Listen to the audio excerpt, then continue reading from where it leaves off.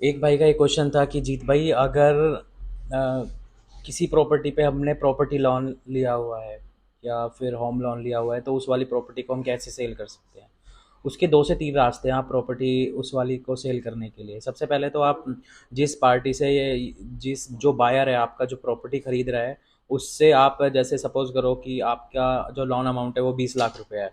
तो 20 लाख में से आप उसको प्रॉपर्टी जो बेच रहे हो, लोन अमाउंट 20 लाख रुपए का है, प्रॉपर्टी बेच रहे हो आप 25 से 30 लाख रुपए की। तो आप बायर से कह सकते हो सर आप हमें पहले 20 लाख रुपए दे दीजिए, ठीक है, मतलब एग्रीमेंट कर लीजिए आप, ठीक है, तो हम लोन क्लियर कर देंगे कुछ, या कुछ पैसे आपके पास हों कुछ, आप बायर से लेके उसको क्लियर कर सकते हो, फिर प्रॉपर्टी पेपर आप उनको दे सकते हो एज ए एग्रीमेंट, किसी भी एग्रीमेंट के थ्रू, ठीक है ना। और दूसरा रास्ता ये है कि अगर जो बायर है वो आपकी प्रॉपर्टी परचेज कर रहा है, ठीक है ना, तो वो क्या कर सकता है कि जो हमारा सेलर है वो उस वाले लोन को जो आपके पास आप सेलर के ऊपर चला हुआ है वो बायर के ऊपर कन्वर्ट हो जाता है, जिसे बोलते हैं सेलर बीटी। ठीक है, तो उसका सेलर बीटी भी आप करा सकते हो जिसमें आपका बायर ईएमआई देगा। बाकी जो बचा जो अमाउंट है, उस वाले बचे अमाउंट को जो बायर है वो आपको कैश में दे देगा या जैसे भी करेगा, और रजिस्ट्री बायर के नाम हो जाएगी। ठीक है ना, लोन भी कन्वर्ट बायर के नाम हो जाएगा, और आपका जो रजिस्ट्री है वो भी बायर के नाम हो जाएगी, आपके जो एक्स्ट्रा अमाउंट है वो आपको मिल जाएगा। अगर जैसे प्रॉपर्टी पे पहले से ही कोई लोन है, ठीक है, तो उसका अगर आप किसी कस्टमर ने ईएमआई ढंग से नहीं दे रहा है, तो कुछ बैंक ऐसे होते हैं जो प्रॉपर्टी को ऑक्शन में डाल देते हैं। ठीक है, ऑक्शन में एक बेनिफिट, मतलब बेनिफिट तो कुछ होता नहीं है, लेकिन ये लॉस हो जाता है कि जो बैंक होता है वो अपने हिसाब से फिर ऑक्शन के रेट लगाता है। तो कस्टमर को ना ऑक्शन से पहले ही क्या करना चाहिए, वो उस वाली प्रॉपर्टी को सेल कर देना चाहिए। सेल करने के लिए ना कोई ऐसा उसका जो बायर है, कोई ऐसा बायर उसका ढूंढ लीजिए जो बायर उस प्रॉपर्टी को खरीदना चाहता है, उसका सिविल ठीक है, तो आप अपने उस वाले लोन को किसी दूसरे कस्टमर के पास, मतलब बीटी सेलर बीटी करा दीजिए। ठीक है, ज़्यादा ईएमआई टूटी नहीं होनी चाहिए। अगर आपको लगता है कि भाई मुझ पे नहीं भरा जाएगा, तो उसको आप ट्रांसफ़र करा दीजिए किसी अदर के नाम। ठीक है, तो आपसे क्या होगा, इससे आपकी जो प्रॉपर्टी है उसको एक मतलब उसका रेट, एक अच्छा रेट मिल जाएगा उसका। नहीं तो फिर बैंक अपने हिसाब से बिकेगा। बैंक का मतलब तो ये है कि फिर अपने सारे जो चार्जेस हैं वो तो सारे चार्जेस बैंक तो लेगा ही। ठीक है ना, जो भी उसमें जो बाउंसिंग चार्जेस हैं आपके, जो लेट पेमेंट चार्जेस है, वो तो सब लेगा ही ना बैंक से। तो इसीलिए ना जो प्रॉपर्टी है उसको ऑक्शन में जाने से पहले ही आप उसकी सेलरबिलिटी करा दीजिए, ताकि बैंक का भी कोई नुकसान ना हो और आपका भी कोई नुकसान ना हो। ठीक है ना, तो ऐसे में हम उस वाली प्रॉपर्टी को हम सेल आउट कर सकते हैं। ठीक है। एक भाई का क्वेश्चन है कि जीत भाई, अगर मेरा सिविल खराब है तो मैं क्या प्रॉपर्टी लोन या होम लोन ले सकता हूँ। ऐसा होता है कि जो प्रॉपर्टी लोन या होम लोन या जो हमारे प्रॉपर्टी से रिलेटेड जो भी लोन है ना, वो सब सिक्योर होते हैं। तो ऐसा होता है, सिक्योर लोन में आप क्या कर सकते हो, अगर आपका सिविल खराब है ना, तो तब भी आप तब भी हम प्रॉपर्टी लोन ले सकते हैं, लेकिन ओवर ड्यू ना हो। ओवर ड्यू की भी एक लिमिट होती है कि भाई जिस कैसे किसी का क्रेडिट कार्ड है, उसने उसकी पेमेंट ही नहीं की, क्रेडिट कार्ड का सेटलमेंट है। ठीक है, तो क्रेडिट कार्ड का सेटलमेंट तो हम चला सकते हैं, मतलब चल सकता है, कहीं पे कॉल ले सकते हैं। लेकिन कहीं कहीं ऐसा होता है कि क्रेडिट कार्ड की पेमेंट का एक एक 1.5 लाख 2 लाख रुपए 3 लाख रुपए अमाउंट ओवर ड्यू रह जाता है, फिर भी वो अप्लाई करते हैं। तो अगर किसी का सिविल स्कोर खराब है और उसका ओवर ड्यू रुका हुआ है, तो कभी भी ना किसी भी बैंकर को आप प्रॉपर्टी पेपर्स मत दो, क्योंकि उससे कुछ नहीं होने वाला, उससे बस आपका जो लॉगिन फीस है बैंक की, वो खराब हो जाएगी। ठीक है ना, तो ये कहने वाली बात होती है सब कि अगर आपका सिविल खराब है हम तब भी लोन करा देंगे, नहीं हो सकता ऐसा बिल्कुल भी। हाँ, ऐसा हो सकता है कि अगर आपने जैसे पहले कोई पुरानी सेटलमेंट है, कोविड में कोई अगर आपका लोन टूटा हुआ है, जिसकी ईएमआई आपने नहीं दी है, अगर उसके कारण अगर ऐसा हो सकता है, लॉकडाउन में अगर किसी की ईएमआई टूट गई थी, तो टूटी हुई है, ईएमआई बाउंस हो चुकी है, ओवर ड्यू हो गया है आपने, लेकिन वो उसका सेटलमेंट कर लिया है, उसकी एनओसी आपके पास है, तो कोई दिक्कत नहीं है। बैंक जो एनबीएफसी है वो चांस ले लेगा कि आपका लोन हो सकता है।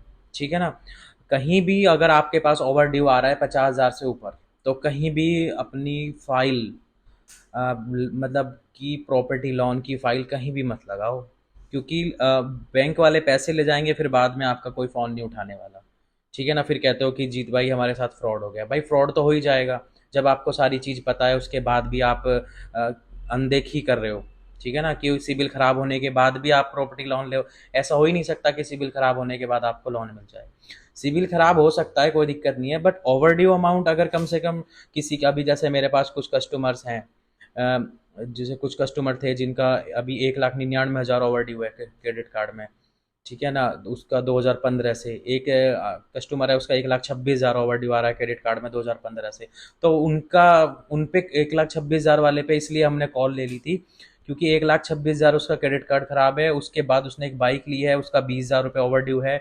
लेकिन उसके बाद उसने एक कार फाइनेंस कराई है, जिसकी जो कार है वो कार उसकी मतलब कार की वो टाइम से ईएमआई दे रहा है। मतलब उसने दो लोन खराब होने के बाद एक लोन टाइम से दिया है।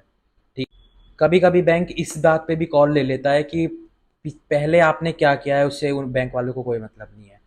बस प्रेजेंट में आपने अगर कोई लोन ढंग से चलाया है तो बैंक देख लेता है कि यार पहले चलो कोई दिक्कत नहीं है, कोई दिक्कत हो गई थी जिसकी वजह से इन्होंने ईएमआई नहीं दी, ठीक है ना। अगर कोई लॉजिकल, अगर कोई कंडीशन ऐसी है, मतलब वो कह रहे हैं कि अगर कोई कंडीशन ऐसी है जिसकी वजह से आप ईएमआई नहीं दे पाए, ठीक है ना, लॉजिकल है कि हाँ भाई इस वजह से इन्होंने ईएमआई नहीं दी होगी, तो बैंक मानता है। ऐसी बात नहीं है कि अगर कोई भी एनबीएफसी है वो नहीं मानेगी कि आपका जैसे सपोज करो कोविड आया था, कोविड में बहुतों के सिविल खराब हो गए हैं, लेकिन उन्हें तब भी उन्हें प्रॉपर्टी लोन, होम लोन मिल रहे हैं, क्योंकि कोविड को 90% एनबीएफसी इग्नोर कर रही है कि कोविड में तो सबके ही सिविल खराब हुए हैं। तो इस चक्कर में ऐसा नहीं है कि कोविड की सिविल खराब होने के बाद प्रॉपर्टी लोन नहीं होता, लोन हो जाते हैं सारे। मैंने खुद 450 सिविल पे, 526 सिविल पे 15 से 20 लाख रुपए आराम से दिए हैं फंड, ठीक है ना, फंड दिलवाया है बैंकों से, ठीक है ना। तो ऐसी कोई बात नहीं है। 450 सिविल है, बट जो सिविल डाउन उस सिविल स्कोर से 450 सिविल पे भी मैंने 15 से 20 लाख रुपए जो दिल लोन के हुए हैं उनके। उसका कारण क्या था कि देखो सिविल डाउन जो होता है वो, अगर बैंक का आपके पास 10 रुपये हैं तो 10 रुपये पे भी सिविल खराब हो जाएगा। वो धीरे धीरे डिक्रीज होता चला जाता है। अगर मेन दिक्कत क्या होती है कि सिविल खराब है, जैसे आपका 20,000 रुका हुआ है, तो 20,000 में भी किसी किसी का, अभी मेरा एक कस्टमर था उसका 2 लाख ओवर ड्यू है लेकिन उसका सिविल 600 है। एक कस्टमर था जिसका सिविल 525 था बट उसका 20,000 रुका हुआ है। तो हमारा जो सिविल खराब सबसे ज़्यादा होता है वो होता है टाइम पीरियड को लेके। अगर टाइम पीरियड जैसे आपका किसी का 10 साल पुराना कोई दर्द है, दर्द का मतलब यही है कि उसने लोन नहीं भरा है कोई भी। तो अगर 10 साल पुराना है उसका कोई भी XYZ कोई भी दर्द है, तो वो धीरे धीरे उसका सिविल डाउन करता चला जाएगा, ठीक है ना। तो मेन सिविल का मतलब तो ये होता है कि कस्टमर की प्रोफाइल कैसी है, बस उसका जो पास्ट है, उसने जो पास्ट बैंकों से लिया या दिया है कुछ भी, उसमें उसकी हैबिट्स देखी जाती है बस, ठीक है ना। इस बात पे अगर 10,000 20,000 50,000 40,000 पे भी कॉल हो जाती है, डिपेंड करता है कि एनबीएफसी ऐसी ऐसी आ चुकी हैं अब कि अगर आपका सिविल स्कोर 525 है तो रेट ऑफ इंटरेस्ट थोड़ा सा और बढ़ा देते हैं, ठीक है ना। क्योंकि ऐसी एनबीएफसी हैं कि रेट रेट को लेके एक ना तो दूसरी, दूसरी ना तो तीसरी, कम से कम मेरे हिसाब से मैं लौनी क्षेत्र में अगर जैसे काम करता हूँ, लौनी गाजियाबाद है, यूपी उत्तर प्रदेश में लगता है। तो अगर यहाँ पर अगर हम कॉल लेते हैं, जैसे कस्टमर आते हैं हमारे पास कि जीत भाई इतना सिबिल है, जीत भाई इतना सिबिल है ना। तो मेरे हिसाब से यहाँ पे तो आराम से 100 से 150 एनबीएफसी ऐसी हैं जो प्रॉपर तरीके से काम कर रही हैं। लेकिन अगर जैसे किसी का सिविल भी खराब है तो ऐसी जो मैं बता रहा था आपको पास कि गाजियाबाद में ऐसी ऐसी कंपनी भी हैं जो 26% रिड्यूसिंग रेट, मतलब अगर आप फ्लोटिंग रेट देखोगे उनका, जो गांव में आप ये जो ब्याज पे पैसे लेते हो 5% सैकड़ा, 5% 4%, तो हमारे पास जो अच्छी से अच्छी, जो खराब से खराब भी कंपनी है ना, वो भी 13 14 15 मैक्सिमम साल का, ठीक है। 13% 14% या 15% मैक्सिमम आपका चला जाएगा पर एनम, मतलब एक साल का 15%, ठीक है ना। तो ये बढ़िया है सब। मैं कह रहा हूँ कि जो प्राइवेट, जो आप ये ब्याज पे पैसे लेते हैं उनसे तो 1 लाख गुना बढ़िया है कि जो ये एनबीएफसीज पैसा देती हैं, ठीक है। अगर एक ये कोई अगर एक एक किस्त भी टूट जाती है, दो किस्त भी टूट जाती है, तो इनकी पेनल्टी होती है कुछ, वो पेनल्टी दे के आप ईएमआई आराम से दे सकते हैं, उसमें कोई दिक्कत नहीं है। नहीं किसी को पता चलता कि हाँ भाई ये ब्याज का पैसा क्या है कि जैसे सिविल खराब होने के बाद भी लोन नहीं मिल पाता, तो इसमें क्या होता है कि अगर किसी ने ब्याज पे पैसा भी लिया हुआ है तो वो ज़िंदगी भर ब्याज ही देता रहेगा, कभी मेरे हिसाब से उसका प्रिंसिपल ख़त्म ही नहीं होता, ठीक है ना? तो इसके चक्कर में मत पड़ो कि जीत भाई मेरा सिविल खराब है, लोन नहीं हो पा रहा है। भाई लोन नहीं हो पा रहा है तो कोई दिक्कत नहीं है, आप एक बार कमेंट करो कि जीत भाई हमारा लोन नहीं हो पा रहा है, फिर देखते हैं, कोशिश करते हैं कि आपका लोन हो जाए। ठीक है ना? और उसमें जो एक्सपेंस है वो ज़्यादा कुछ होगा नहीं, थोड़ा बहुत जो लॉगिन फीस होती है वही बैंक में जाती है। ठीक है ना? वो प्रॉपर सबके लिए सेम ही होगी।